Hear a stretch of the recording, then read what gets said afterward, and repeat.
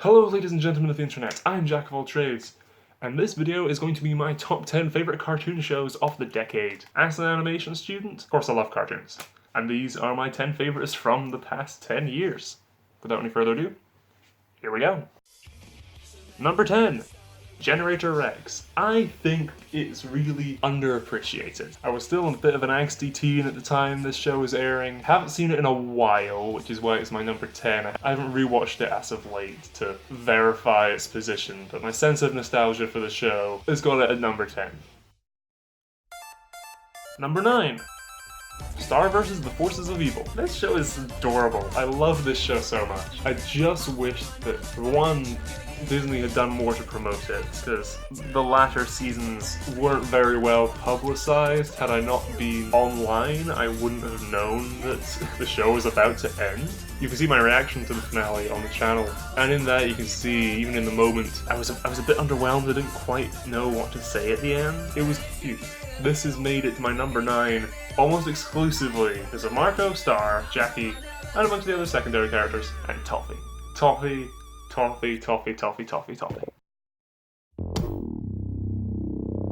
Number 8. Regular show. Just a regular old show.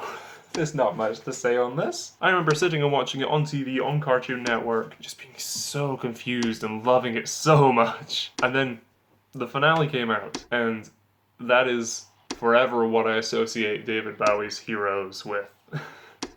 The ending of Regular Show. It was so sweet. It was great seeing all these characters go on all these insane adventures, doing all these incredibly dumb and childish things, and then at the finale, Mordecai and Rigby sitting there. Hey, do you think those old video games are still in the shed? Yeah, we should check it out for old Cart's sake. Whoa! I can't believe we used to do that. The whole show is absolutely nuts, and I love it for it. Jolly good show. Number 7. Over the Garden Wall. It's on Netflix. Go ahead and watch it.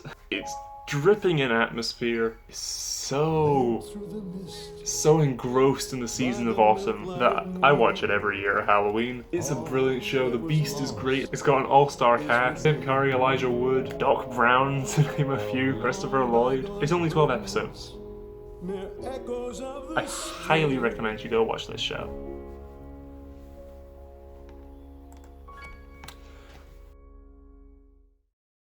From just a 12-episode miniseries to a show that had, I'm pretty sure, more than 104 days. Of summer vacation, and school comes along just to end Number 6. So the annual problem for our generation is finding a good way to spend it. Phineas and Ferb. Oh, this show. Waking up in the morning, watching Phineas and Ferb before going to school. I'll just be sitting drawing or sitting in a lecture, and out of nowhere, a song from Phineas and Ferb will pop into my head. I ain't got rhythm, said I ain't got rhythm, said I ain't got rhythm. You're the one we all can see, it's all about you, it's all about me, I'm back Douchemerts Evil Incorporated. Doobie doobie dooba doobie doobie dooba. Get you goonies that I love you. The decision to have a unique song in every episode is a brilliant one. There are so many that come to mind. This show is a Disney classic. I'm in the UK, so I don't know if it's all on Disney+, but if it is, I am gonna watch so much Phineas and Ferb next year. Number 5. Rick and Morty. I know what you're gonna say. You might need to have a really high IQ, pickle Rick, Szechuan sauce. That's just the world the show exists in now. And the showrunners are so aware of it.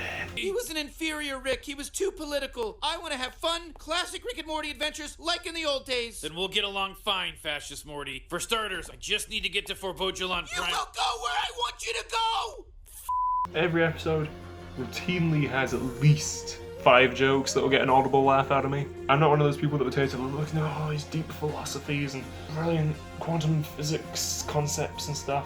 You just need like a cursory knowledge of some of these ideas to get the point. You know, we've had the first 5 episodes of season 4. I think the heist one was the weakest. But other than that, they've just been churning out hit after hits with this season. If you're evil and you're on the rise, Number 4. you can count on the 4 of us. Steven Universe. Because we're good and evil. There's nothing I can say that hasn't been said already, obviously.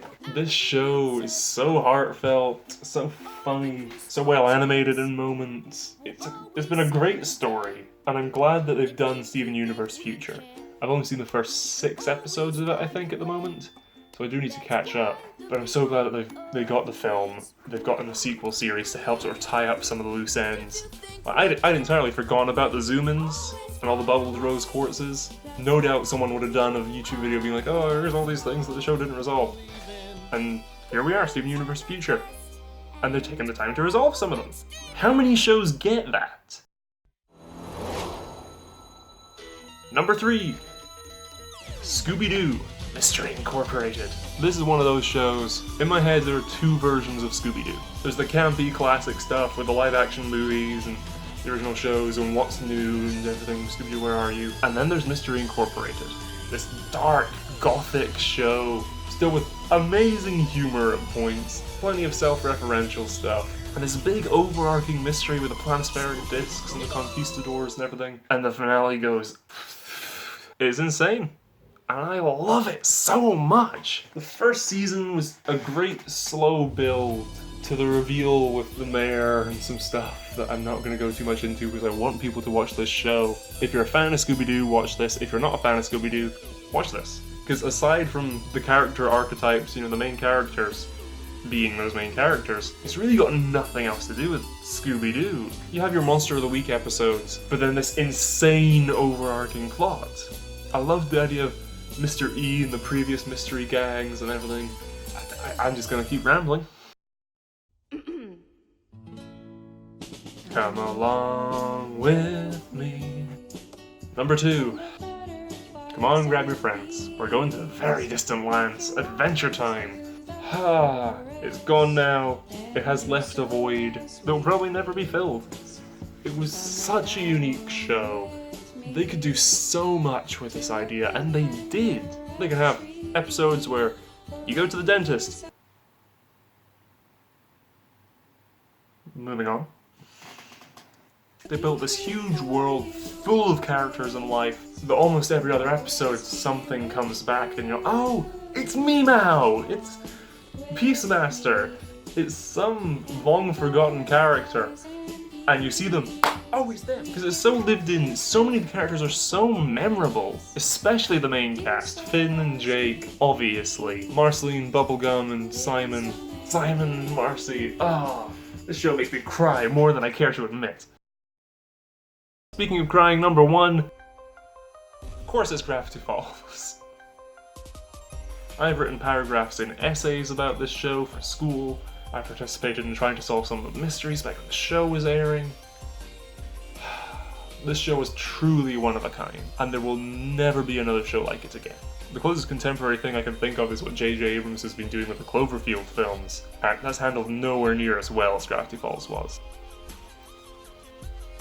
I will say no more, because I'm trying to keep these videos brief so I can get them out. I'm running out of time before New Year's. And I want you to watch the show. So, vamos, go watch Gravity Falls, if none of the rest of these shows.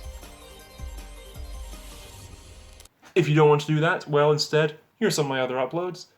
We've got my 10 favourite films of 2019, my 10 favourite films of the decade, and my 10 favourite anime of the decade. If you want to check any of those out, go ahead. Happy New Year. I've been Jack of all trades, and until next time, bye.